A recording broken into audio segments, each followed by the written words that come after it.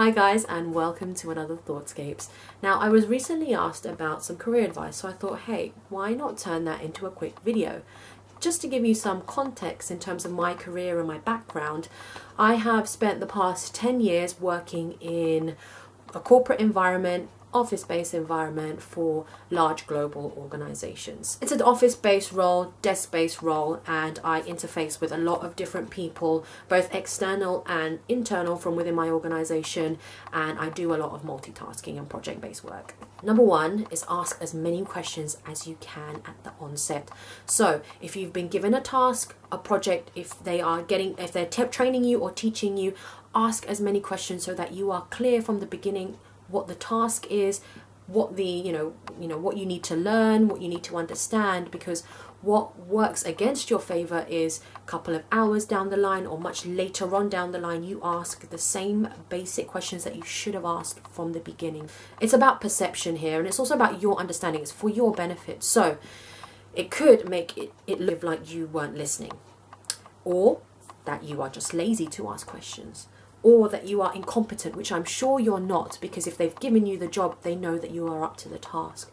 So ask the questions from the beginning. And if you feel like you haven't broken that barrier in terms of, I'm still shy, I'm still unsure of myself, I don't have that confidence, get over that quickly. The sooner you get over that, the sooner you stop hindering yourself in the workplace.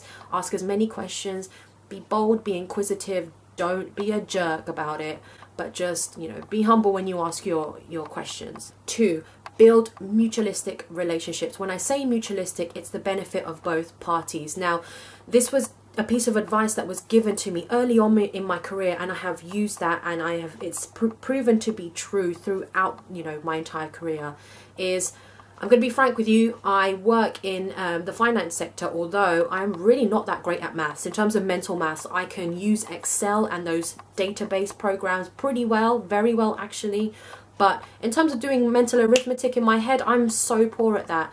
And interpreting data for me is not my strongest point, but I work in that environment. So what did I do to help me overcome that? Is I built a mutualistic relationship. Identify people within your teams, within your organizations, people that you can approach that have strengths in your flaws. For me, I always try and buddy and partner up with someone who is great with numbers, because I know that they can help me in, my area of weakness.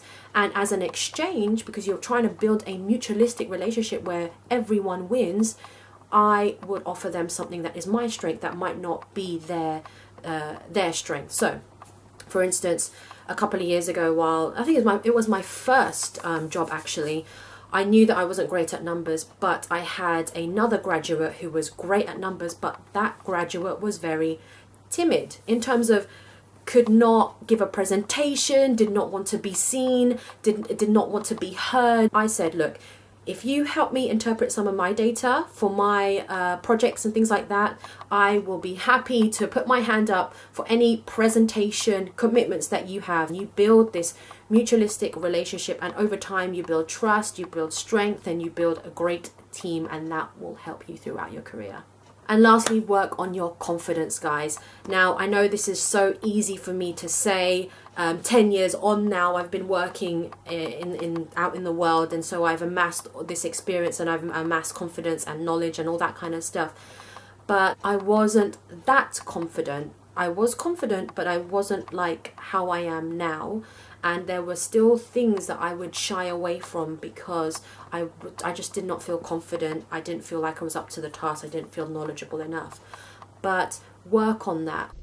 Be confident. If you don't feel knowledgeable enough, then read, get to know the subject, ask questions, make sure you understand fully, have discussions, so it broadens your mind about things so that you feel confident enough to engage in that conversation, to engage in that project. Also, if you lack confidence, then talk to someone about it. There are usually in the workplace, there's usually mentors around, and they are there to mentor you. Use that to your advantage. When I first got into my career, I was given a mentor, and I just thought it was a mentor as a title. I was wrong.